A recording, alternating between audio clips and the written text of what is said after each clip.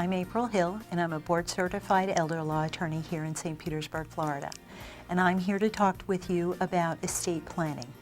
Often people think of estate planning and they think, a will. That's all I need. But it's not the case any longer, especially in our society today.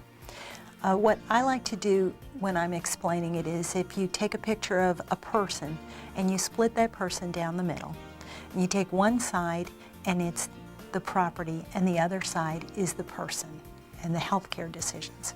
So I'm going to start with talking about the property. When we think of property, this is all your stuff, all the things you own in your life, and what would happen. Well, as an estate planner, we first look at while you're alive and if you live and are incapacitated. The kind of document we would use there is a durable power of attorney or a power of attorney.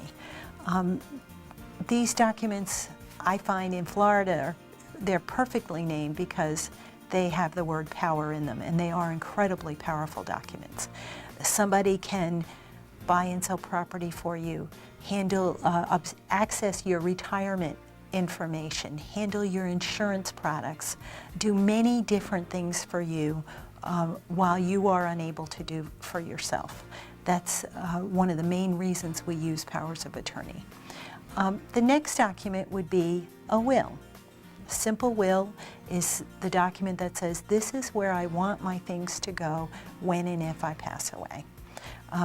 It also tells who would handle that for you, who would be your personal representative, the one who makes sure that your wishes get honored.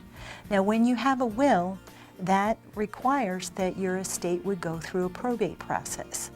The probate process is the court's way of making sure that your wishes are honored. The other document that we can talk about is for people who have a little more complicated estate, and that's a trust. A trust is for people who might want to leave things but control things after they die. For instance, for someone who, a beneficiary who is disabled, or somebody who's what we call a spendthrift, somebody who you don't want them to get everything all at once. You want to dole it out a little at a time. Maybe you want to transfer things to grandchildren who are minors. That's another way that we can use trusts. The thing with trusts is that they begin when you execute them and they last until after you have passed away. In contrast with a power of attorney, that works only while you're alive, and a will works only after you're gone. So this trust transcends those two, that big life circumstance. The other kinds of documents that we deal with when we're estate planning is healthcare documents. These documents are critical for while you're alive, but may not be able to speak for yourself.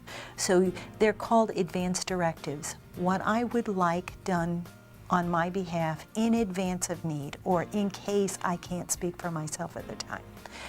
There are two documents here. One is the healthcare surrogate, and that's the document that says, if I cannot make a medical decision for myself, I want this other person to make it for me. One of the things we don't realize is that if you don't do that with our privacy laws, no one can really have access to your medical records or make medical decisions for you. So this document gives them the authority to handle that. The other and the last document is a living will. And a living will says when things are no longer, when I have no hope of recovery, when things are no longer going well, shall we say, what is it that I want done? Do I want to have more care, or do I want to not have more care? Do I want to die naturally without extra medical help? That's, you can have that in very detailed terms or very general terms, and it's really important because these documents give that other person who has that responsibility the peace of mind of knowing they're carrying out your wishes rather than guessing through and trying to figure out what they could have, what you might want. So altogether, these documents make up your estate plan.